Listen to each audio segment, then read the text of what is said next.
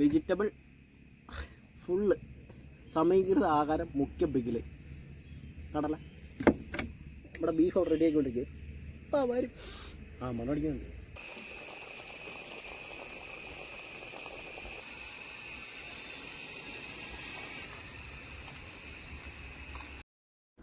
Binocular ടോക്സിൻ്റെ ഒരു യാത്രയിലെ ഇടവേളയിലേക്ക് സ്വാഗതം. അതായത് ഉച്ചഭക്ഷണത്തിലേക്ക് സ്വാഗതം. ഇത് ഞങ്ങൾ കണ്ടത് ഞങ്ങളിത് ഈ ബീഫ് നല്ല മുഴുത്ത കഷ്ണമായിട്ട് നല്ല വീതി കുറച്ച് നല്ല വീതി കുറച്ച് അല്ല കട്ടി കുറച്ച് വീതിയിൽ നല്ല കഷ്ണം വാങ്ങിച്ചു. ശരിക്കും പറഞ്ഞാൽ ഞങ്ങളത് എന്നാ പറഞ്ഞത് ഒരു പൊരിക്കാം ആ രീതിയിലേക്കാണ് വാങ്ങി. പക്ഷേ അതിനുള്ള സമയം കിട്ടിയില്ല. അന്നേരത്തിന് മഴയൊക്കെ പെയ്തു, വിശപ്പും അങ്ങ് ആദിച്ചു. അപ്പോൾ ഞങ്ങൾ അടുത്ത കണ്ട സ്ഥലത്ത് വണ്ടി നിർത്തി ഉണ്ടല്ലോ, ഗ്രൗണ്ടിൻ്റെ അടുത്ത് വണ്ടി നിർത്തി. നമ്മളിതിനകത്ത് ആ ഒരു കുരുമുളക് പൊടിയും മഞ്ഞൾപ്പൊടിയും മാത്രമേ എടുത്തിട്ടുള്ളൂ. പിന്നെ ഒരു ശക്കലം ഗരം മസാലയും ചേർത്തിട്ടുണ്ട്. പിന്നെ നമുക്ക് എല്ലാവരും നമ്മൾ ടി വിയിലൊക്കെ കണ്ടിട്ടുള്ളൂ. ഞാനങ്ങനെ കഴിച്ചിട്ടൊന്നുമില്ല. നമ്മളെല്ലാം കൂടെ വറുത്തരച്ച് ഒക്കെ കഴിച്ചിട്ടുള്ളൂ. അതുകൊണ്ട് നമ്മൾ ഇങ്ങനത്തെ ഒരു ഇൻഗ്രീഡിയൻസിന് ഒരു സെറ്റപ്പിൽ ഉണ്ടാക്കി നോക്കുക. പദ്ധതി വിജയിച്ചാൽ ഒരു വിജയമായിട്ട് നമ്മൾ പ്രഖ്യാപിക്കും. വെളിച്ചെണ്ണ കടുക് മുഖ്യം ബിഗിലെ വെളിച്ചെണ്ണ ഒഴിച്ചു, കടുക് പൊട്ടിച്ചു. ഇനി നമ്മൾ അതിൻ്റെ പുറത്തോട്ട് നമ്മുടെ ഇൻഗ്രീഡിയൻസ് ഇതേ ക്യാരറ്റ്, തക്കാളി, കരിവേപ്പില, പച്ചമുളക് ഒക്കെ ഇട്ടു. ഒക്കെ സെറ്റായി. അതിൻ്റെ പുറത്തോട്ട് നമ്മൾ കുരു കളഞ്ഞ് വെച്ചേക്കണം നാരങ്ങ അതും കൂടെ അങ്ങോട്ട് പിഴിഞ്ഞ് ഒഴിച്ചു കേട്ടോ. നമ്മൾ ചേർക്കണേ കേട്ടോ. നിരത്തി അടുക്കി വെള്ളമൊന്നും ഒഴിച്ചിട്ടില്ല കേട്ടോ. അവനെ ആ വെള്ളത്തിനകത്ത് അവനിരുന്ന് വേകണം കേട്ടോ. നല്ല സെറ്റാക്കി.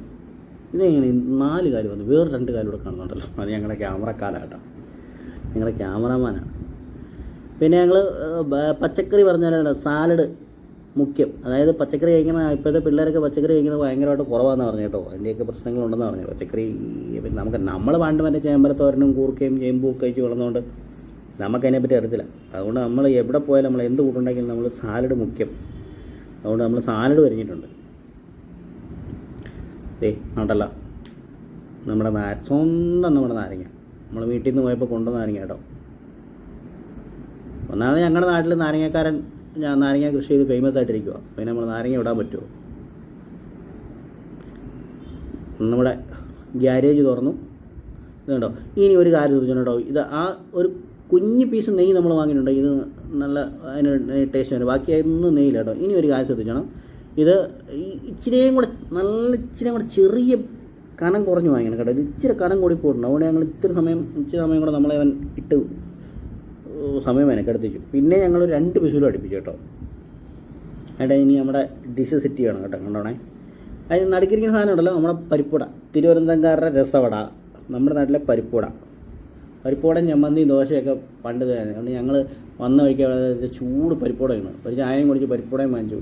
അന്നേരം അതിൻ്റെ കൂടെ ഞങ്ങൾ 2 പരിപ്പുടേൻ്റെ മുകളിൽ അലങ്കരിക്കാനും വാങ്ങിച്ചു. കണ്ടല്ല, നല്ല സെറ്റ്. ഓക്കെ, ഇനി നമ്മുടെ ബീഫ് ഓർഡർ റെഡി ആകുന്നുണ്ട്. റെഡി ഇപ്പോൾ ഒരു കണ്ടോണം. അവനെ നമ്മൾ ഊരിക്കാൻ വെച്ചു. ആ കണ്ടാ നമ്മുടെ കുക്കർ എന്നാ സെറ്റിലാവും പീസ് അടിക്കുന്നത്. അതേ കേട്ടോ. ഇപ്പോൾ വെന്ത് കേട്ടോ. വള്ളിയും കളസമായിട്ട് കിടക്കണം കേട്ടോ. മല്ലിയിലയുടെ വള്ളിയാണ് കേട്ടോ. ഓഹോ, അടിപൊളിയായിട്ട് വന്നിട്ടുണ്ട്. അതേ നമ്മൾ വറക്കുവോ അങ്ങനെ ഒരു സംഭവം ചെയ്തിട്ടില്ല. ഇതിന് മാരക രുചിയാണ്.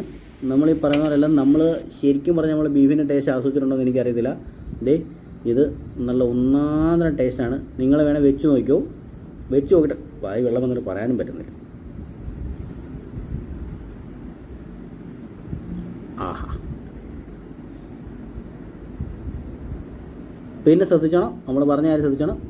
ചെറിയ പീസായിട്ട് വാങ്ങിക്കാറുള്ളൂ. യാത്രയ്ക്ക് പോകുമ്പോൾ അതാ സുഖം കേട്ടോ.